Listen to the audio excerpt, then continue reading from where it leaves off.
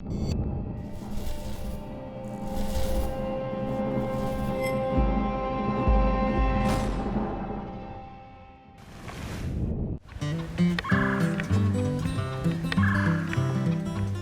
week on Kentucky Afield. Nice shot. Squirrel hunting is always fun, but when done from a kayak, it opens up more opportunity and a completely different experience. That's a monster. Next. The NASP program is a great way to get kids more involved, so we'll take a closer look. Just because you were born differently doesn't mean you can't do it. Then we pay tribute to a special person and a friend of the show as we revisit Fishing with Jeff. Is that your biggest bass ever? Yeah. Nice job, man. It's all next on Kentucky Afield. Yeah, we got one. Sweet. Got a muskrat? Yeah. Good job. What do you know about that, man? That's a good fish, man.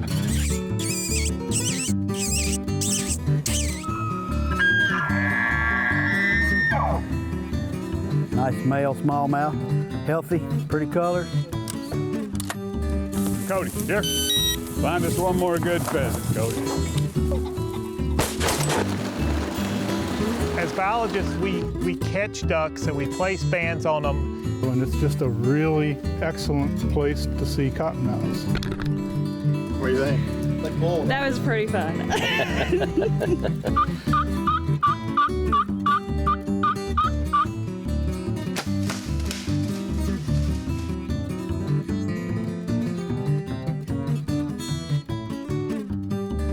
Hello and welcome to Kentucky Afield.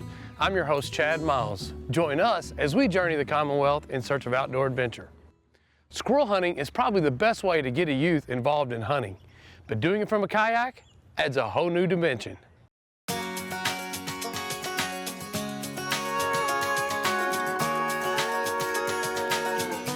guys ready? Let's hit it. All right. We always tell people that from a kayak, you've got more access to more water throughout the state, but today, with the way the lake's up, this is about your only access.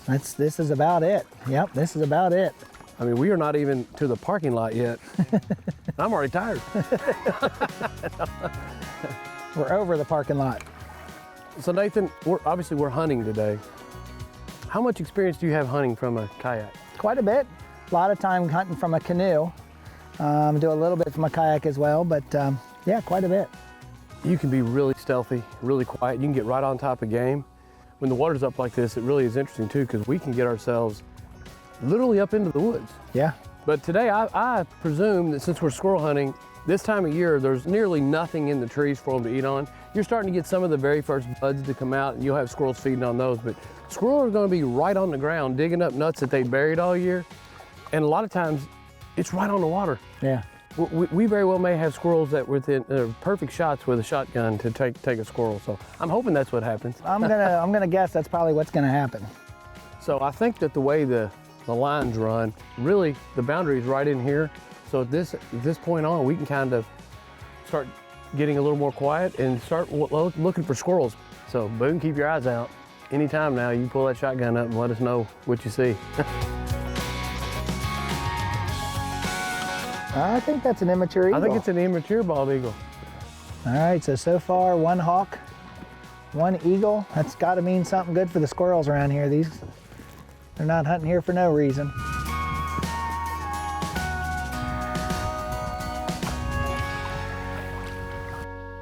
Right here, laying on this limb. There's a big fox squirrel on that limb. Look out on the end of that limb. All right, you see this big tree right here in front of us? You see him? Just laying there, huh? You see it?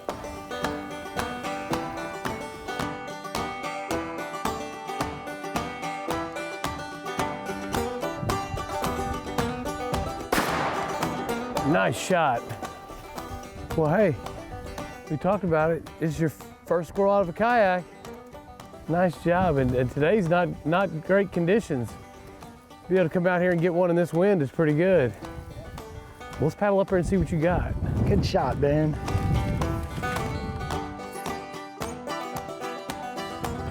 Man, that's a big squirrel. Tell you what, Boone, a limit of those may sink your kayak. That might be the biggest squirrel I've ever seen. That's a monster. That's a nice shot, man.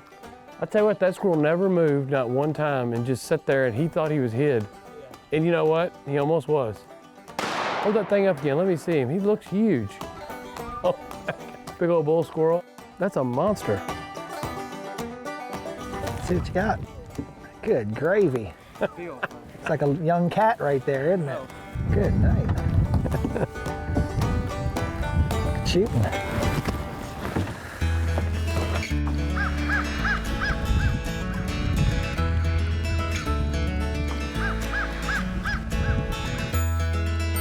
Well, we got one squirrel. We got plenty of bank left. Maybe we can get us another one.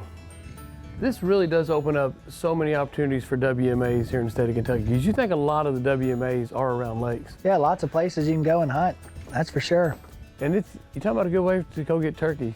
Oh yeah. Hear one gobble and go to them through the water and then take off and pursue them. This would be a great way to go. This would be a great way to get hunting. into that, yeah.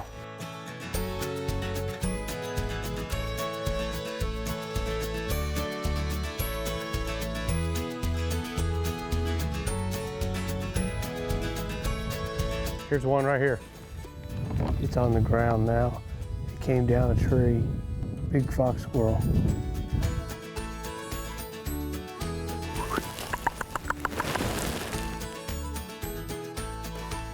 Oh, I see him, I see him, I see him, I see him, I see him. I see him, he's coming down. He's right in front of Nathan.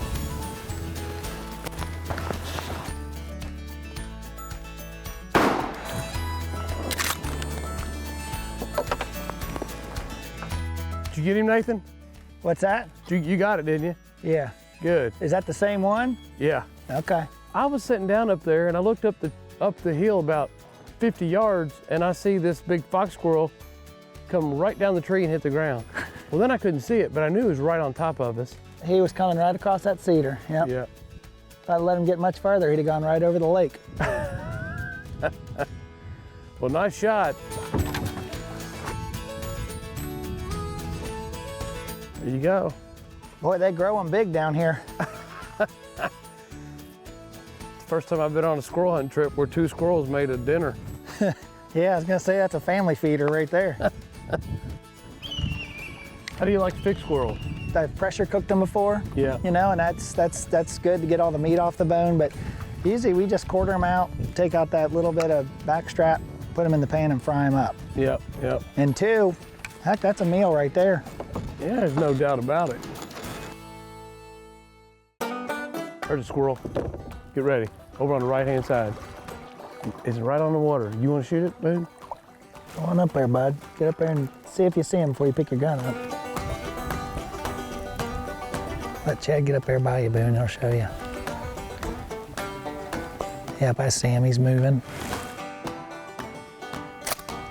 He's on the side of that tree looking out. Nice. Nice job. Good shot, Boone. So we were kind of easing down through here, and sure enough, right here on this point, right at the water, was a pretty good-sized fox squirrel. And as it went to take off up the hill, it stopped and got on a tree and turned around and was kind of looking down at us.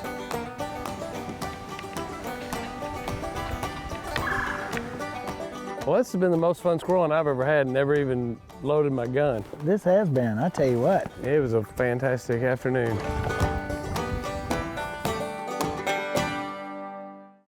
The Archery in Schools program has offered a lot of opportunities to many young archers, and here's a prime example of that.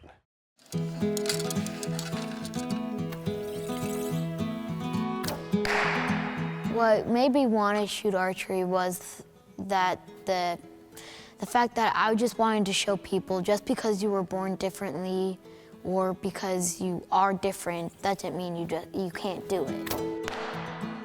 Dylan is the most unique archer has ever come through the doors. Me and Travis was standing at sign-ups and we seen him walk through the door, and I knew definitely it was on. I wanted to see him shoot so bad. Immediately, in the back of my mind, I'm like, how are we gonna pull this off? I mean, I didn't know how I was gonna do this. But I actually met Dylan a year before this. Him and my son are good friends. Okay. And I actually took him deer hunting the year before this started. Oh, really? Yeah, so I knew Dylan and I already knew what was ahead of us, but... Did he give you any indication then that archery was on the horizon for him? He did not. When you first heard that your son was interested in shooting archery, how did you take that? From day one, we both decided if we put him in a bubble and told him he couldn't do stuff, it would be as crippling as taking his arms ourselves. And we adamantly refused to do that. And we've asked God every step of the way to give us the right way to guide him. I knew I had watched enough Kentucky Afield, seen Tim Farmer shoot with his mouth, and seen some of the other kids in NASP program shoot with their mouth. I knew that that's the way Dylan was going to have to do it.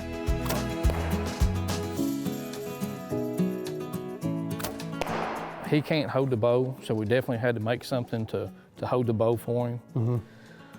Made it adjustable where we could get it adjusted for his height, and then as he grew, you know, it needed to go up and down. We seen real quick that we had way too much movement in the first contraption that we built.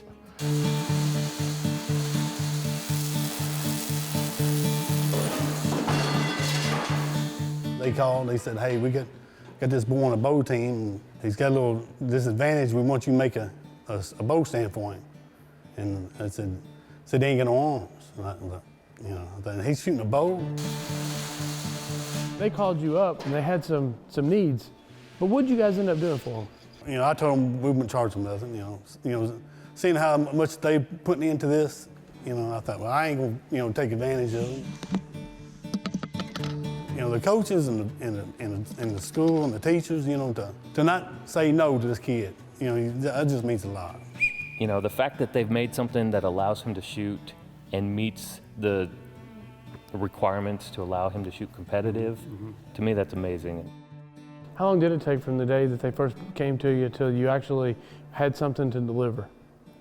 Well, we probably had it done in, like I say, a week and a half. And, I was wanting to come over and look at it, and I thought they was gonna bring him over and let him try it out, but they was trying to keep it hush-hush for him.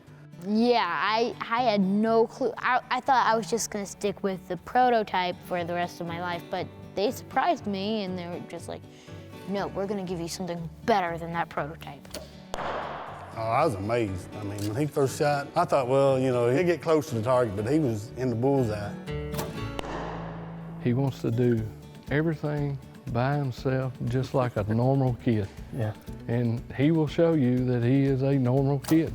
If most kids had the heart that Dylan's got, man, they would be more awesome kids. Yeah, no doubt about that. If there was any other handicap archer ever to come into the NASP program, which I hope we open a lot of people's eyes and see that they can do it as well. Dylan is an inspiration to everybody. Hopefully a lot of kids watch him and say, I want to try. The fact that they were able to just put forth that effort when it's not required, I mean, nobody would have faulted them if they just kind of did the minimum and allowed him to try something out and then be like, oh, well, we tried. And they didn't stop short of success and allowing him to shoot. There's going to be a little bit of pride from the whole community. Thank everybody that had a hand in it. We are so unbelievably grateful. I can't imagine to thank you enough for what you have done and helped me evolve in archery. Never dreamed that people would go so above and beyond, and it's awesome.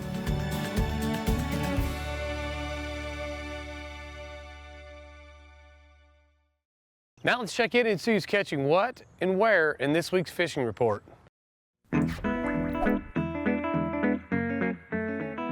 This is Marcy Anderson with the Fishing Report for Southeast Kentucky. Area lakes are rising in stain from the recent rains. Water temperatures have been running from the low to mid-50s depending on location and time of day. The erratic weather has slowed down fishing this spring, but with several days of warmer weather, fishing should start to pick up. On Lake Cumberland, we're hearing some good reports of nice striped bass being caught. The striper are up in the main creeks in 15 to 30 foot of water, and they are actively feeding on live shad. At Laurel River Lake, bass can be caught on jigs on main lake points and also around cover in the coves. Rainbow trout are still up shallow and can be caught on a variety of lures, including jigs and small crankbaits. On Dale Hollow, fishing has been fair, with bass being caught on main lake points and around cover using jerk baits and jigs in 10 to 15 foot of water. Good luck and good fishing. This is Jeremy Shiflett with a fishing update from the Northwest District. Water temperatures are in the low 50s throughout the district. Bass are in pre-spawn mode and beginning to move a bit shallower. At Nolin River Lake, shallow running crankbaits, chatterbaits, and jig and pig combos have been catching fish, especially in the backs of coves. Crappie are hanging out in standing timber around 8 to 12 feet deep. Walleye from Bacon Creek to Millerstown, and white bass are starting to show up from Bacon Creek to Broad Ford.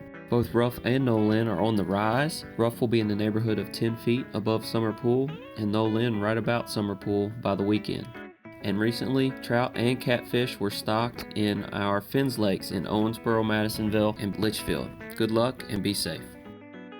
This is Tom with your fishing report from the Northeast. As of this past Monday, the 26th, Cave Run was about 2 feet over Summer Pool and rising with discharge out of the dam at about 3,600 CFS. Temperatures are still a little bit low for the muskie bite to be in full swing, but you can still have some luck. With the higher discharge, the fish are deeper in the water, and with the lower water temperatures, the fish are just starting to stage up in and around the coves. As is usual this time of the year, fish slower and target those banks warmed by the morning sun and the sandy banks. Up Beaver Creek, there were fish everywhere with several overslot fish, and similar patterns held true in the Poppin' Rock area and on the marina side of Scotts Creek. We have had trout stockings happening around the area. Eagle Lake on Morehead State University's campus was stocked last week. This is free and open to the public. On the docket for early April is some of our Red River Gorge streams, and this will include East Fork of Indian Creek and Middle Fork of Red River, both of which are coming out of the delayed harvest season as of April 1st. That should do it for us. Lots of opportunities out there, so get out and make the best of it. Recently, I unfortunately lost a very close friend and an old fishing buddy. Let's take a look back at fishing with Jeff Gillespie.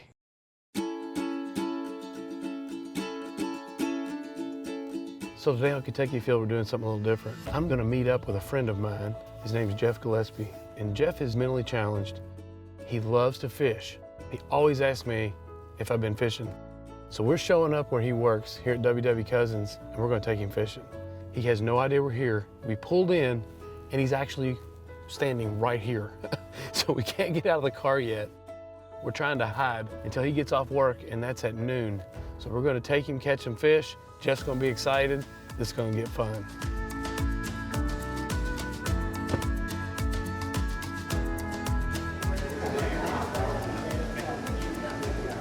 Hey, Jeff. Good. It's Chad. Chad? How you doing, man? Fine. Come over and have a seat with me.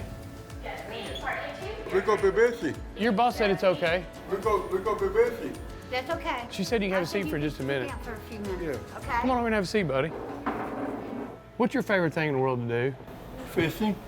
You know what? I got a surprise for you today. What? I'm gonna take you fishing. When? When you get off work. Yeah. Does that sound like a good idea? Yeah. Hey, she said when you get off work in 15 minutes, she said you can go fishing, and guess what? Your mom told me that you got a TARC ticket today. Yeah. We're not gonna use that. I'm gonna put you in my truck. I don't have the boat. We're gonna go fish on the bank, but I'm gonna take you to a place where we're gonna catch some big fish. Where? It's in Simpsonville, not that far away. Okay. You wanna go? Yeah. You have a real special employee here, don't you? We do. Jeff Gillespie, been with us 28 years next month. 28 years. Yes. So 28 years, how many employees you have here that's been there longer than that? No one. He cleans our tables, cleans our trays, does the parking lot. In the last 28 years, he's probably only been absent 10 days. He's always on time.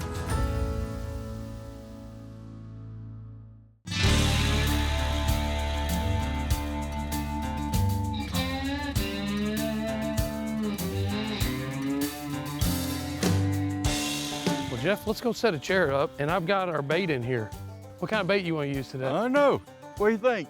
I have some chicken, some night crawlers, and then I have some bait that really stinks real bad. Let's put a night crawler on it. Yeah. All right, let's give that a try.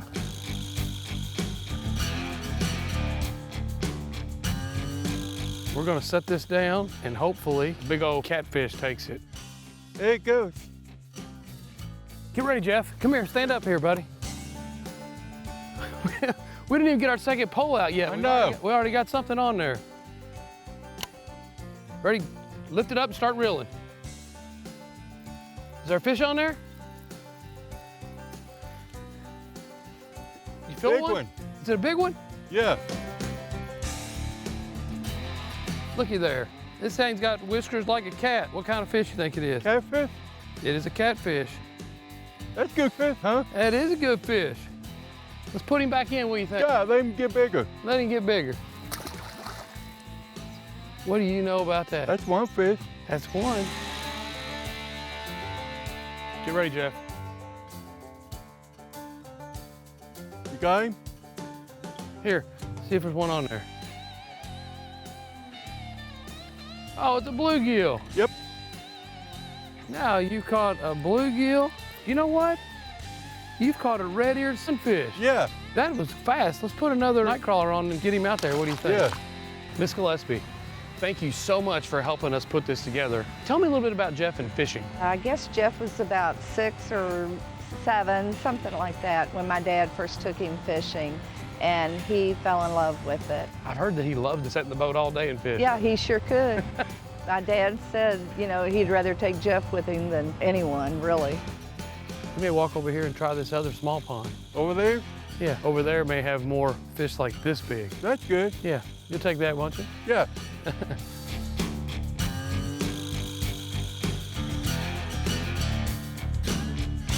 Is there a fish on there? Yeah, big one.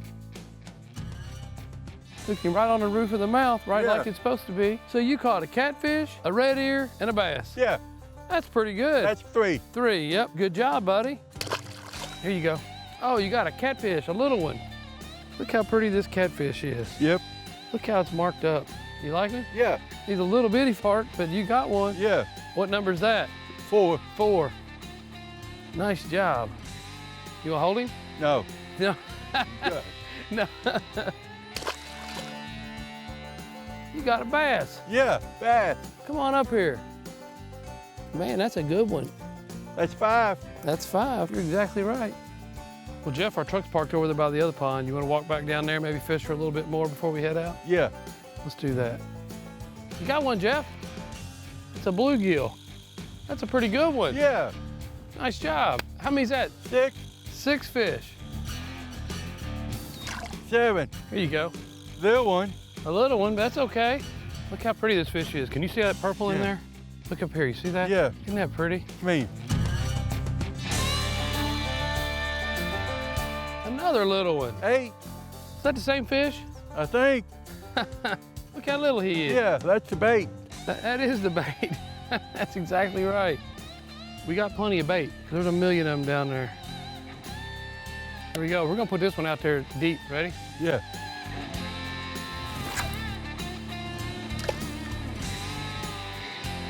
This bobber over here is acting funny. Come on, fish. Come here, Jeff. You got one, buddy. What have you got? Oh, it's a bass. Bass. Man, you caught a big bass. Yeah. That is a good job. Look at that. That's 9, right? That is 9, and that's a good sized bass you've caught right there. Yeah. Is that your biggest bass ever? Yeah. Nice job, man. One more. Here you go. See what you got. You got a big one? Yeah, big fish. Looky there. That's 10. You catfish. Got you a good one here. That catfish as long as your leg. Yeah. Jeff, this is why we came out here and went fishing. Yeah. I've had a great time with you today, Yeah. buddy. Okay. It's been a lot of fun. You caught you a big fish. We're gonna get this one back in the water though, okay? Okay. I'm gonna walk down here and turn it loose, okay? That big keeper right there. That is a big keeper right there. Fish fry. Joey Cousins, take that. Thank you all, Chad, Oh, for no getting problem. it together and doing this for him, because this is special. Hey Jeff, you're my fishing buddy, and we're gonna have to do it again. Yeah.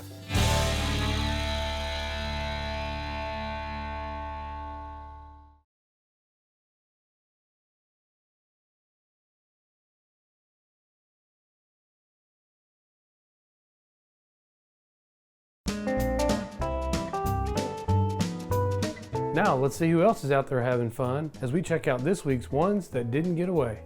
Now this is a trophy crappie caught by Rojan Mona, 48 Creving House. This crappie measured 18 inches from Marion County, Kentucky. Nice fish. Check out this nice 43-inch gar that was caught on the Kentucky River by Hunter Hartz. Nice job.